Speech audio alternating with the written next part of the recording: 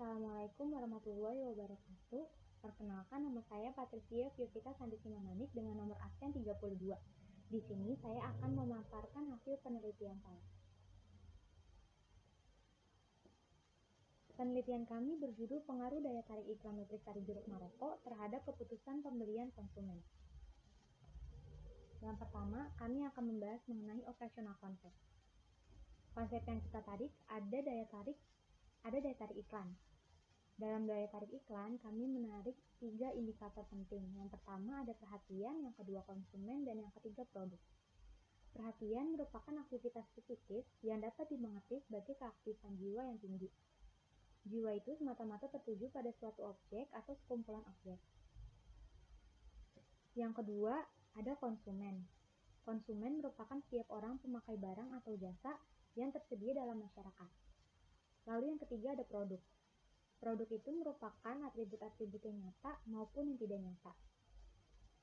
Termaksud di dalamnya terdapat kemasan, warna, harga, kualitas, dan merek yang ditambah dengan jasa dan reputasi penjualannya. Konsep yang kedua ada keputusan pembelian dengan indikator perilaku, respon, dan pembelian. Perilaku merupakan segenap manifestasi hayati individu dalam interaksinya dengan lingkungan, mulai dari perilaku yang paling nampak sampai yang tidak paling nampak. Dan yang kedua, ada respon. Respon merupakan suatu kegiatan dari organisme yang bukan semata-mata untuk suatu gerakan yang positif. Setiap jenis kegiatan yang ditimbulkan oleh suatu perangsang dapat juga disebut dengan respon. Dan untuk indikator yang ketiga dari keputusan pembelian adalah pembelian. Di sini, pembelian merupakan kegiatan utama untuk menjamin kelancaran transaksi penjualan yang ada di dalam sebuah perusahaan. Lalu, dalam pembuatan kuesioner, di sini kami membuat kuesioner berdasarkan turunan dari indikator yang sudah kami buat. Indikator pertama ada daya tarik iklan.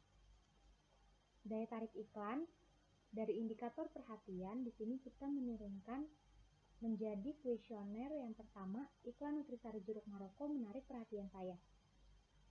Iklan Nutrisari Jeruk Maroko memiliki tagline yang menarik. Iklan Nutrisari Jeruk Maroko mudah untuk diingat. Iklan Nutrisari Jeruk Maroko memiliki jingle yang menarik. Lalu untuk indikator konsumen, di sini kami menurunkan kuesioner berupa iklan Nutrisari Jeruk Maroko menimbulkan rasa minat terhadap saya. Iklan Nutrisari Jeruk Maroko membuat saya mencari tahu mengenai produk. Iklan Nutrisari Jeruk Maroko mempengaruhi saya untuk membeli produk tersebut. Iklan Nutrisari Jeruk Maroko mempengaruhi saya untuk membeli produk tersebut. Iklan Nutrisari Jeruk Maroko mempengaruhi saya untuk menikmati produk tersebut. Lalu selanjutnya ada indikator produk. Di sini, dari indikator produk kami menurunkannya menjadi kuesioner. Iklan Nutrisari Jeruk Maroko menyampaikan pendapat positif mengenai produk. Iklan Nutrisari Jeruk Maroko menimbulkan rasa percaya saya terhadap produk. Iklan Nutrisari Jeruk Maroko menimbulkan reaksi kepada saya untuk membeli. Iklan Nutrisari Jeruk Maroko menggunakan kata yang dapat membujuk saya untuk melakukan pembelian berulang.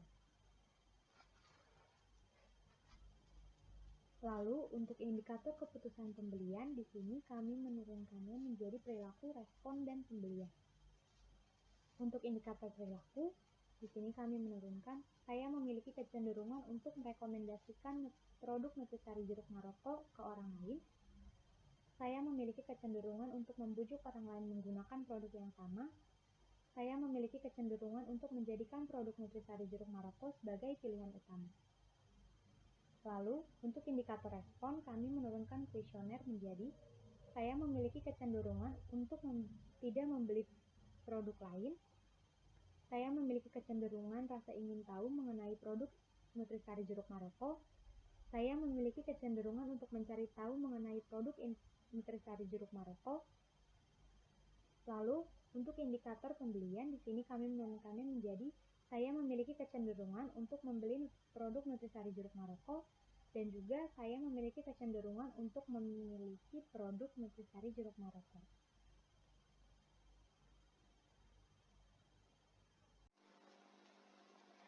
Selanjutnya di sini saya akan memaparkan bagaimana cara mencari validitas dari hasil data yang sudah kita dapat. Pertama-tama di sini kita blok dulu semua data dari variabel X. Karena di sini kita akan menguji validitas dari variabel X dulu. Di sini kita copy. Setelah kita copy semua datanya, lalu kita masuk ke program SPSS.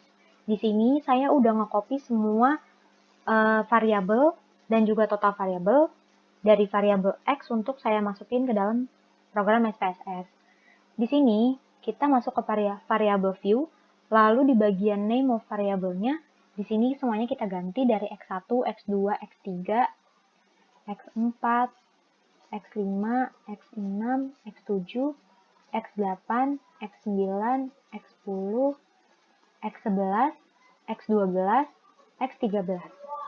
Kenapa berhenti di X13? Itu karena di bagian yang terakhir, variabel terakhir itu merupakan total dari X. Total dari variabel X. Nah, di sini pada bagian desimalnya kita ubah jadi 0. Tujuannya atau fungsinya kenapa sih? Itu biar nanti hasil dari SPSS-nya itu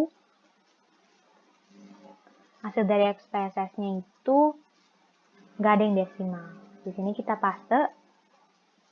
Di sini juga kita ganti jadi 0. Kalau data dikit, boleh kita ganti manual aja.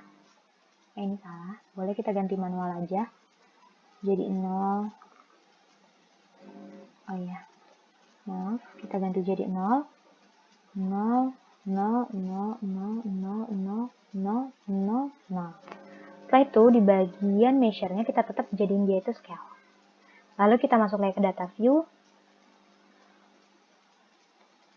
Kita ubah dulu jadi 0, lalu kita masuk lagi ke data view. Bisa dilihat semua datanya itu udah berubah jadi nominal angka biasa. Gak ada yang nominal itu desimal.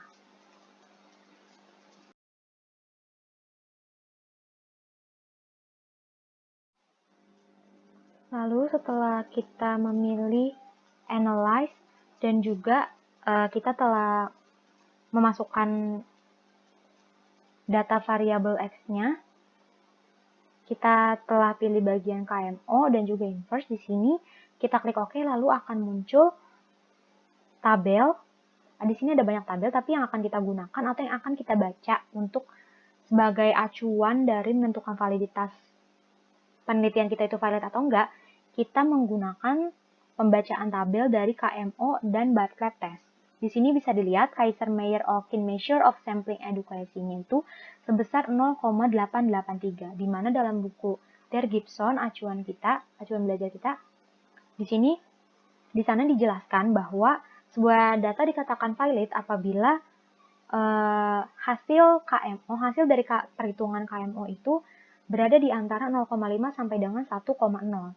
Dalam data kita bisa dilihat hasilnya itu adalah 0,883, yang artinya berada di antara jangkauan 0,5 sampai 1,0. Lalu di bagian signifikansinya bisa dilihat di sini signifikansinya itu 0,000, yang artinya data kita itu signifikan atau bisa dipakai atau bisa digunakan terus. Selanjutnya kita masuk ke dalam perhitungan variabel Y. Di sini di variabel Y, cara untuk menentukan validitasnya sama seperti variabel X tadi. Di sini kita blok dulu semua data yang udah kita punya. Di sini kita blok, kita Ctrl C. Lalu sama seperti variabel X tadi, kita masuk lagi ke dalam program SPSS. Di sini, di dalam kolom tabel, kita tekan Ctrl V. Di sini udah keluar semua data dari variabel Y. Sama seperti variabel X tadi, di dalam kolom name-nya itu kita ubah menjadi Y1, Y2, Y3, Y4, Y5, Y5, Y6, Y7, Y8, Y9, Y8. Lalu di bagian Y9 di sini kita tulis total Y.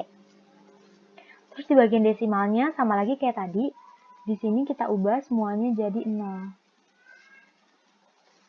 Kenapa 0? Alasannya masih sama, agar nanti hasil SPSS, program SPSS yang kita peroleh itu hasilnya nggak berupa desimal. Lalu di bagian measure juga tetap sama, masih pakai scale.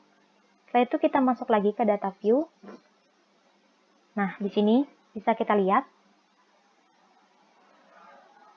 Dari data view, semua data dari variabel Y itu udah berupa angka atau data biasa.